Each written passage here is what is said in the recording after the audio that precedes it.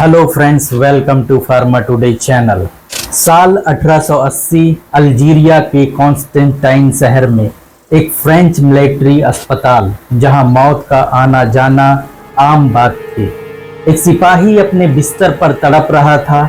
उसकी स्किन तप रही थी, आंखें बुखार से लाल हो चुकी थी। चारों तरफ मच्छर भिनभिना रहे थे। हवा में उमस और बीमारी की बदबू फैली थी। लोग कहते थे कि ये एक प्राचीन श्राप है जो सदियों से इंसानों का पीछा कर रहा था। कुछ लोग इसे गंदी हवा से होने वाली बीमारी भी मानते थे, लेकिन एक जिद्दी military doctor Charles Louis Alphonse Laveran पुरानी मान्यताओं पर भरोसा करने नहीं आया था। वो असली कातिल को ढूंढने आया था। एक गर्म और चिपचिपी शाम को उसने एक बीमारी से मर चुके सिपाही का खून लेकर स्लाइड पर लगाया और माइक्रोस्कोप से देखा। उसकी आंखें ठहर गई। खून की बूंदों में छोटे छोटे कीड़े हिलते डुलते नजर आए, कुछ आधे चांद जैसे और कुछ बिना हिले डुले एक समान दिख रहे थे। ये बैक्टीरिया या हवा की वजह से फैली बीमारी नहीं थी। ये तो पैरासाइट थे, परजीवी थे, खून में छुपे हुए दुश्मन थे। लॉरेन ने अपनी खोज लिखी और पेरिस भेज दी। वैज्ञानिकों ने खूब मजाक उड़ाया। खून में परजीवी, ये कैसा मजाक है? पर लॉरेन को यकीन था, उसने बुखार का सबसे बड़ा राज देख लिया है। आज के इस वीडियो में हम देखेंगे कि ये कौन सी बीमारी थी और इसने कैसे पूरी दुनिया को प्रभावित किया था।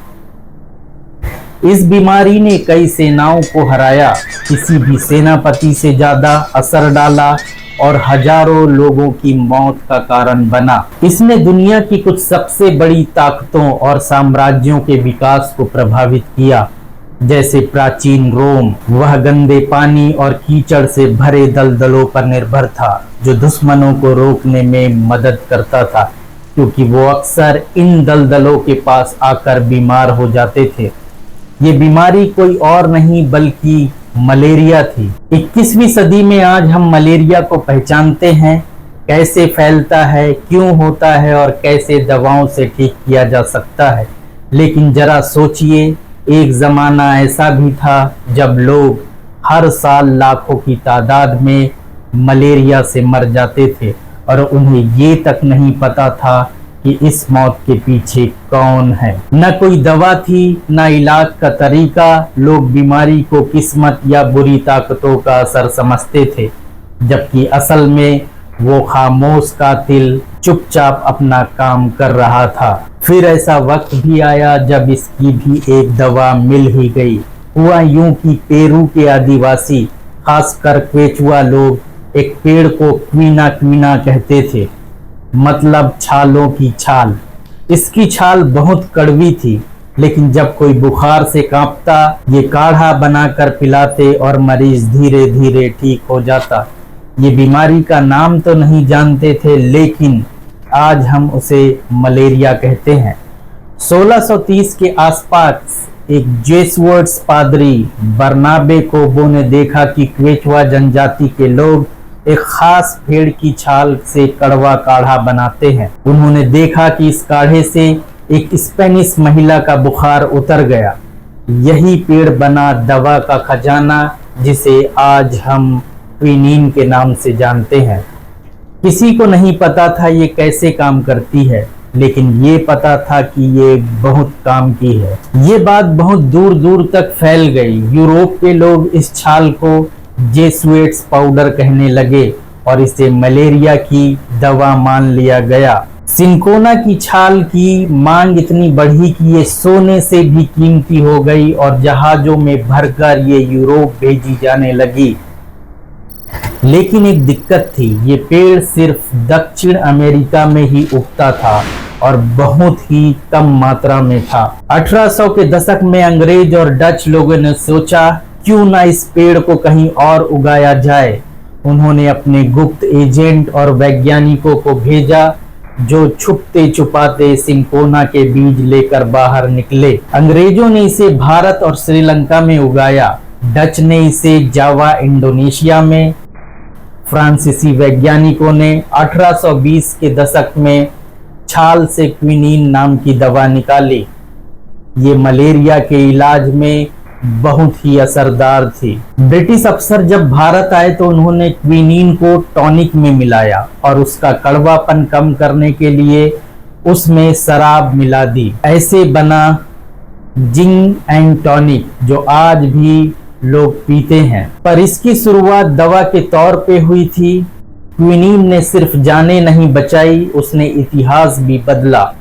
अगर ये दवा ना होती तो यूरोपीय देश की आर्मी और एक्सप्लोरर अफ्रीका और एशिया के उष्णकटिबंधीय इलाकों में टिक नहीं पाते। 1856 में एक नौजवान केमिस्ट विलियम पर्किन को क्विनीन बनाने का काम दिया गया। वो पूरी तरह से इसमें फेल हुआ, लेकिन गलती से एक बैंगनी रंग बना बैठा। मतलब इन्होंने एक बैंगनी डाई बना ली थी जिसका नाम मोआबीन था। इससे केमिकल इंडस्ट्री की शुरुआत हुई। क्विनीन का असली फार्मूला 1944 में अमेरिका के दो केमिस्ट रॉबर्ट वुडवर्ड और विलियम डोरिंग ने वर्ल्ड वॉर के बीच में खोजा। अब दवा कारखानों में बनने लगी और हजारों सैनिकों की जान बची। फिर 1970 के दशक में चीन की वैज्ञानिक तू यू ने पुरानी चीनी किताबों में जड़ी बूटियों के बारे में पढ़ा। उसने आर्टिमिसिया नाम की बूटी से आर्टिमिसनिन नाम की दवाई निकाली, एक नई दवा जो मलेरिया के नए रूपों पर भी असर करती थी। ये खोज उसे नोबेल पुरस्कार तक ले गई। यहाँ तक तो हम जान गए कि मलेरिया छोटे छोटे परजीवी या पैरासाइट से होता है और कैसे सिनकोना की छाल का इस्तेमाल मलेरिया के इलाज में होने लगा। पर अभी भी एक बात थी जो एक बड़ी चुनौती बनी हुई थी, और ये थी कि पैरासाइट इंसानों के शरीर के अंदर पहुंचते कैसे हैं। इस बात का पता किसी को भी नहीं था। ऐसे में हमारे देश इंडिया के एक डॉक्टर पर इस बात का पता लगाने का जुनून सवार था। ये डॉक्टर ब्रिटिश इंडिया में इंडियन मेडिकल सर्विस में अपनी सेवाएं दे रहे थे। सन 1895 में वो मद्रास पहुंचते हैं, जहां वो देखते हैं कि वहां का एनवायरनमेंट मच्छरों के लिए बहुत ही बढ़िया था और यहाँ मलेरिया भी बहुत फैलता था। डॉक्टर का नाम था रोनाल्ड रॉस, पर रॉस को कैसे शक हुआ कि मलेरिया के पीछे मच्छरों का हाथ है, तो इसके लिए हमें सर पैट्रिक मैनसन को समझना होगा। सर पैट्रिक मैनसन नाम के एक स्कॉटिश डॉक्टर ने एक थ्योरी दी। उन्हें शक था कि मलेरिया का परजीवी पैरासाइट खून में होता है और शायद मच्छर के जरिए फैलता है। उन्होंने मतलब रॉस ने पैट्रिक मैनसन की थ्योरी पढ़ी और उस पर यकीन किया। अब रॉस के मन में एक सवाल बैठ गया, अगर मलेरिया खून में है और मच्छर खून चूसते हैं तो क्या मच्छर मलेरिया को एक व्यक्ति से दूसरे में पहुंचा सकते हैं? यानी उन्होंने सोचा कि मच्छर शायद सिर्फ खून पीने वाला कीड़ा नहीं है, बल्कि मलेरिया के परजीवी का कैरियर भी हो सकता है। रॉस ने नोटिस किया कि उनके बंगले में बाकी बंगलों के मुकाबले मच्छर कुछ ज़्यादा ही थे। उन्हें यह सब बात अजीब लगी, तो उन्होंने इसका कारण जानने की कोशिश की। जब उन्होंने अपने घर के बाहर नज़र डाली तो देखा कि वहाँ एक खुला हुआ पानी का बर्तन पड़ा था जिसके ऊपर मच्छर मंडरा रहे थे। जैसे ही उन्होंने उस बर्तन में झांका, उन्हें उसमें मच्छरों के लार्वा यानी छोटे छोटे बच्चे दिखे। रॉस ने तुरंत वह बर्तन खाली कर दिया। अगले कुछ ही दिनों में उन्होंने देखा कि घर में मच्छरों की संख्या काफ़ी कम हो गई है। इस छोटे से अनुभव ने उन्हें यह समझने में मदद की कि मच्छर खुले पानी में ही पनपते हैं और उनकी रोकथाम का रास्ता वहीं से शुरू होता है। अगले कई सालों तक रोनाल्ड रोज मलेरिया पर लगातार रिसर्च करते रहे। उन्होंने कई मलेरिया मरीजों के खून के नमूने लिए और माइक्रोस्कोप से जांच की ताकि उस परजीवी को ढूंढ सकें जिसका जिक्र फ्रांसीसी डॉक्टर लॉरेन ने किया था। लेकिन जब उन्हें किसी भी सैंपल में ऐसा कोई परजीवी नहीं मिला तो उन्होंने लॉरेन की खोज को ही गलत मान लिया। उन्हें लगा शायद लॉरेन को कोई भ्रम हो गया होगा। ये बात लेकर वो लंदन पहुंचे और अपने गुरु सर पैट्रिक मैनसन से मिले। पैट्रिक ने उनकी बात ध्यान से सुनी, फिर उन्हें एक नई थ्योरी से रूबरू कराया। जब मच्छर किसी मलेरिया पीड़ित व्यक्ति को काटता है तो उस मच्छर के शरीर में मलेरिया के परजीवी चले जाते हैं और फिर जब मच्छर अंडे देते हैं तो ये परजीवी पानी में पहुंच जाते हैं और जब इंसान वही पानी पीता है तो मलेरिया उसे भी हो जाता है। ऐसा सर पैट्रिक मैनसन ने रोनाल्ड रॉस को बताया। ये थ्योरी रॉस के लिए नई थी और चौंकाने वाली थी, लेकिन उनके अंदर का वैज्ञानिक तुरंत एक्टिव हो गया। रॉस तुरंत भारत लौटे और एक बार फिर अपनी रिसर्च में जुट गए। इस बार उन्होंने अपना ध्यान मच्छरों और मलेरिया के मरीजों के खून पर एक साथ लगाया। वो मिलिट्री हॉस्पिटल में मलेरिया के मरीजों की तलाश में घूमते रहते। जैसे ही कोई मलेरिया का मरीज दिखता वो उसकी उंगली से खून का सैंपल ले लेते और तुरंत माइक्रोस्कोप में जांच शुरू कर देते। धीरे धीरे उनकी यह आदत पूरे हॉस्पिटल में मशहूर हो गई। मरीज उन्हें देखकर डरने लगे। अरे फिर से ये डॉक्टर सुई लेकर आ गया, कुछ तो सीधे भागने लगते और हॉस्पिटल स्टाफ ने मलेरिया के मरीजों की फाइलें तक छुपानी शुरू कर दी ताकि रॉस उन्हें परेशान ना करे। जब यह सब बहुत ज़्यादा हो गया और मरीजों से खून लेना बहुत मुश्किल हो गया तो रॉस ने एक नया तरीका अपनाया। जो भी खून का सैंपल देगा उसे पैसे दिए जाएंगे, ऐसा रॉस ने कह दिया। उन्होंने लोगों को कुछ आना देना शुरू किए जिससे लोग खुद आकर खून देने लगे। अब उनके पास रोज नए मरीज आते और रिसर्च तेजी से आगे बढ़ने लगी। आगे चलकर खून टेस्ट में परजीवी वाली बात साबित हो गई। सर पैट्रिक मैनसन की थ्योरी पर काम करते हुए रोनाल्ड रॉस ने एक दिलचस्प प्रयोग किया। उन्होंने मलेरिया मरीज को काट चुके मच्छरों को एक पानी की बोतल में डाल दिया और कुछ देर बाद उस पानी को 4 लोगों को पीने के लिए दिया। अब उन्हें उम्मीद थी कि अगर पैट्रिक की थ्योरी सही है तो इन लोगों को मलेरिया हो जाएगा। लेकिन कुछ दिन बीत गए और इन चारों को कुछ भी नहीं हुआ। इसका मतलब साफ था, मलेरिया पानी पीने से नहीं फैलता।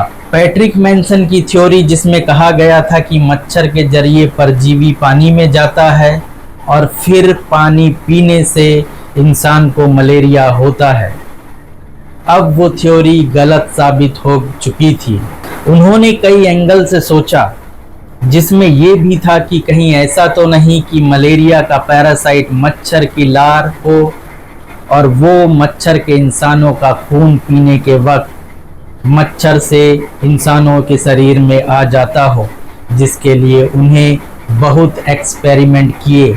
कई लोगों को मच्छर से कटवाकर मच्छरों की पड़ताल की पर कोई कामयाबी नहीं मिली। इसी दौरान रोनाल्ड रॉस को ऊटी जाने का मौका मिला। ऊटी की ठंडी और पहाड़ी वादियों में एक दिन उन्होंने अपने कमरे की दीवार पर एक अलग तरह का मच्छर देखा। उस मच्छर के पंख थोड़े से झुके हुए थे, बाकी मच्छरों से ये अलग था। रॉस ने उसे खुद के लिए नाम दिया, झुके पंखों वाला मच्छर। असल में वो मच्छर मादा एनाफिलीज जाति का था, जो बाद में मलेरिया फैलाने के लिए प्रूफ हुआ। हालांकि उस समय रॉस इस मच्छर को मलेरिया से जोड़ नहीं पाए।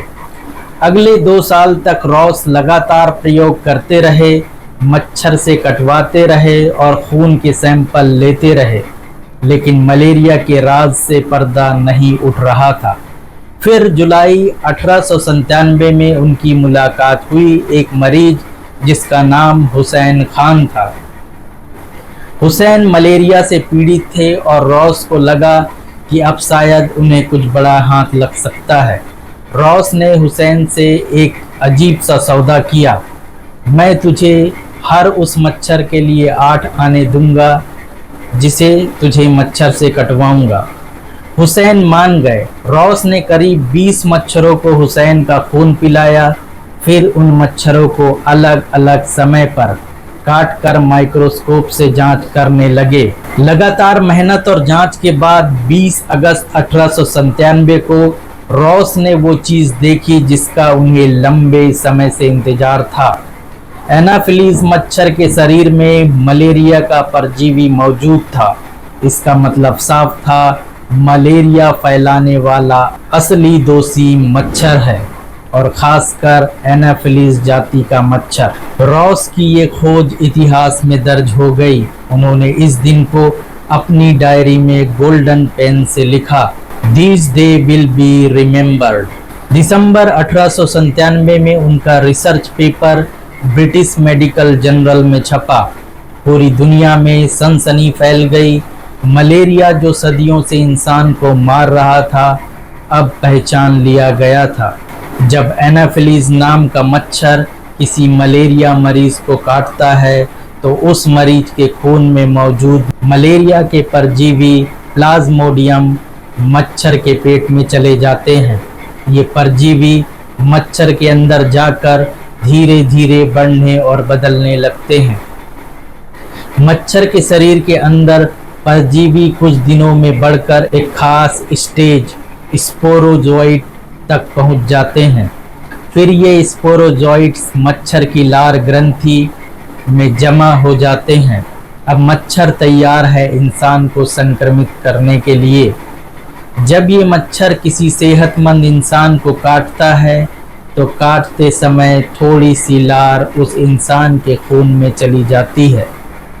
इस लार के साथ ही मलेरिया का परजीवी भी इंसान के शरीर में दाखिल हो जाता है। परजीवी सबसे पहले लीवर में पहुंचता है, वहां से छुपकर तेजी से बढ़ने लगता है और कई गुना ज़्यादा हो जाता है। जब ये संख्या काफ़ी बड़ी हो जाती है तो लीवर से निकलकर यह ब्लड में आ जाते हैं। अब ये परजीवी पैरासाइट रेड ब्लड सेल में घुस जाते हैं और उन्हें भी तोड़ने फोड़ने लगते हैं। हर बार जब ये कोशिकाएं फटती हैं तो इंसान को तेज बुखार और कपकपी और पसीना आता है। यही मलेरिया के लक्षण होते हैं। अब अगर कोई दूसरा एनाफिलीज मच्छर इस बीमार इंसान को काटे तो उसके खून के साथ फिर वही परजीवी मच्छर में चला जाता है और यही चक्र फिर से शुरू हो जाता है। लेकिन अब एक नई रिसर्च में ये सामने आया है कि यही इंसानों का खून जो मच्छरों की ग्रोथ के लिए ज़रूरी था, अब उनके लिए पॉइजन की तरह काम कर सकेगा। इसका मतलब है कि मच्छर ने इंसान का खून पिया और वो कुछ घंटों बाद ही मर जाएगा। ऐसा संभव हुआ है निटिसिनोन नाम की दवा से। वैज्ञानिकों ने एक ऐसी दवा खोज निकाली है जो इंसानों का खून मलेरिया फैलाने वाले मच्छरों के लिए जहर बना देगा। इस दवा का नाम है निटिसिनोन और इसका इस्तेमाल पहले कुछ खास आनुवांशिक बीमारियों के इलाज में होता था, लेकिन अब ये मलेरिया कंट्रोल का नया हथियार बन सकता है। तो ये निटोसिनीन नाम की दवा काम कैसे करती है? निटोसिनीन एक एंजाइम को ब्लॉक करता है जो शरीर में टायरोसिन नाम के अमीनो एसिड को तोड़ने में मदद करता है। इंसानों के लिए ये फायदेमंद है, लेकिन मच्छरों के लिए जानलेवा। अगर मच्छर ऐसा खून पी ले जिसमें ये दवा मौजूद हो तो उनके शरीर में टायरोसिन इकट्ठा होकर उन्हें मार डालता है। एक इंटरनेशनल रिसर्च में पता चला है कि निटिसिनोन नाम की एक खुराक इंसानी खून को 5 दिन तक मच्छर के लिए जहरीला बना देती है। यहाँ तक कि जो मच्छर DDT जैसे कीटनाशक से भी नहीं मरते, वो भी इस दवा वाले खून से तुरंत ही मर जाते हैं। कुछ मरीज जो पहले से ये दवा ले रहे थे, उनका खून पीते ही मच्छर 12 घंटे में मर गए। भारत ने पिछले कुछ सालों में मलेरिया के मामलों को काफ़ी हद तक कम किया है। 2000 से लेकर 2023 तक 80% तक मलेरिया में गिरावट आई है, लेकिन मलेरिया अभी भी एक चुनौती है, खासकर उन इलाकों में जहां मच्छर कीटनाशकों के आदी हो चुके हैं। ऐसे में निटोसिनिन एक नई उम्मीद बनकर आई है। आगे क्या होगा? हालांकि ये रिसर्च काफ़ी उम्मीद जगाती है, लेकिन आगे और भी टेस्टिंग करनी होगी, जैसे कि ये दवा सामान्य सेहतमंद लोगों के लिए सुरक्षित है और क्या ये मलेरिया की दूसरी दवाओं के साथ ठीक से काम करेगी या नहीं। अगर सब सही रहा तो भारत का 2030 तक मलेरिया मुक्त होने का सपना और भी करीब आ सकता है। तो ये तो था आज का वीडियो। उम्मीद है आपको मेरा ये वीडियो पसंद आया होगा। अगर आपको ये वीडियो पसंद आया तो इस वीडियो को लाइक कर दें, हमारे चैनल को सब्सक्राइब कर लें और अगर आप इस वीडियो को शेयर करना चाहते हैं तो अपने फ्रेंड और जानने वाले लोगों से शेयर करें। वीडियो को आखिरी तक देखने के लिए आपका बहुत बहुत शुक्रिया। मेरा नाम था आरिफ खान और मैं एक फार्मासिस्ट हूँ। Thank you.